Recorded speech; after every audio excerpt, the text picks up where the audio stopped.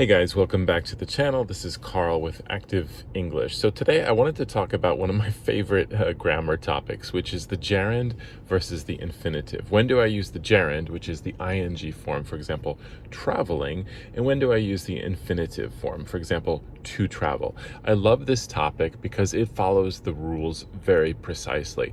You know, language is such an art. It's not like math or science, right? There's always exceptions to the rules. But with this particular topic, it's like 95% follow the rule. So it's one of my favorite topics because it's so simple. It's so easy. All you got to do is learn a couple rules. It takes like 5 minutes and then you're all good. It's a really good hack for improving your English communication skills, your grammar skills, just fluency with creating sentences, and also for writing, using grammar and writing. So let's talk about this. Okay, so when do I use the gerund? When do I use the infinitive? Okay, the gerund, that's the ing form. Okay, the infinitive is to travel, for example. It's the base form plus to, right? To travel, to walk, to see. That's the infinitive. The gerund, that's the ing form, okay? So when do I say traveling, for example? When do I use the gerund?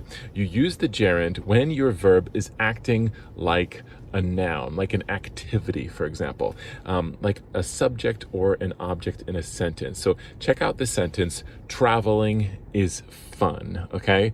Walking is good, right? Driving is tiring, for example, okay? In all of those sentences, the verb is being used as a noun. It's describing an activity. So we're using the gerund, okay? So when you're using a verb as a subject or an object of a sentence, you want to use the gerund, the ing form, okay? Just to quickly review, subject, right? I throw the ball. I drink the coffee. And in those sentences, I is the subject. I drink coffee. Coffee is the object. I throw the ball. I is the subject. The ball is the object, okay? So if you're using a verb as a subject or an object, you want to use the ing form. For example, I enjoy traveling, right? I is the subject. Enjoy is the verb. Traveling, in this case, is the object. So when you have a verb that's being used as a subject or an object, you want to use the gerund, the ing form, okay? Also, after a possessive pronoun, right? I don't like his smoking. His, that's a possessive pronoun. Excuse me, that's a possessive pronoun. I don't like your shouting. I don't like his screaming. I don't like his smoking, right? He's smoking a cigarette right next to me in a restaurant. So I don't like his smoking. That's a possessive pronoun, right? My, your, his, her. So when you use a possessive pronoun, you're going to follow that with the gerund form of the verb, the ing. I don't like his smoking, for example, okay? Also, after prepositions are one of the most difficult parts of English language, English grammar. I'm going to make a separate video just on preposition, in, on, for, to. Prepositions describe direction, location, and purpose of an action. So after a preposition, for example, in, of, for, to, about, by, on. After a preposition, we're going to use the gerund. That's the ing form. What is the purpose of studying, right? What is the reason for exercising, right? For, to, of. These are all prepositions, so you want to follow it with the gerund. Be careful because to, right? Of course, when we hear to, we think of the infinitive, right? To walk. But to can also be used as a preposition. Where are you going? To the library, right? I'm looking forward to going to New York for vacation next month, okay? So if you're using to as a preposition, then you want to use the gerund, the ing form after that, okay? I'm looking forward to going. The purpose of studying. The reason for exercising is to improve your health, for example, okay? So after preposition, you want to use the gerund, that's the ing form, okay?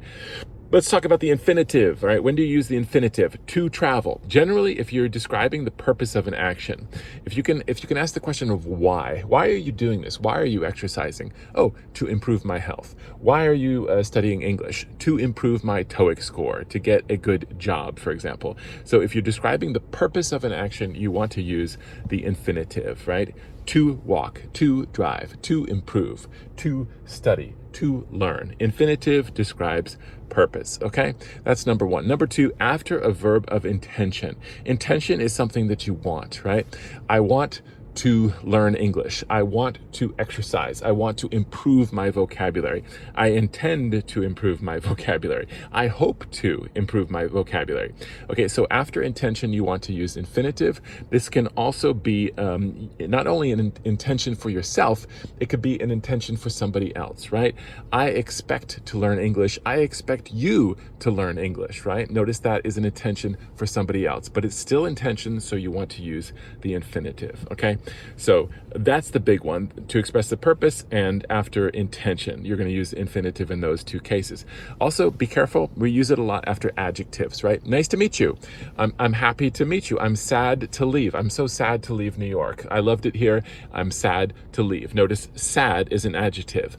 I'm glad to meet you. Glad is an adjective. I'm happy to meet you. Happy is an adjective. So after the adjective, you want to use the infinitive form, right? Nice to meet you. To meet you. That is the infinitive. And then, of course, there's always these sort of idiomatic conventions that, for some reason, we just always use the infinitive. And this is what I love about language. It's never like totally math or science or physics, right? It doesn't always make sense. There's always some convention out there that is just through convention, just because that's how we do it. And so after these particular nouns, price, permission, right, time, and decision, we're always going to use the infinitive. You have a price to pay, you have permission to leave, you have a right to speak, it's time to go, and I have a decision to make. So just remember those 5 words. Those are very special words that always take the infinitive after them, okay? So that's a really quick hack, a really quick tool for remembering when do I use the gerund, when do I use the infinitive. That's one of my favorite lessons in grammar because, again, just learn this one slide here and you're good for like 95% of the grammar cases that you're going to run into, okay? I hope that was helpful. Just a quick grammar hack. Thanks for watching. This is Carl with Active English. I will see you next time. Thanks so much. Bye.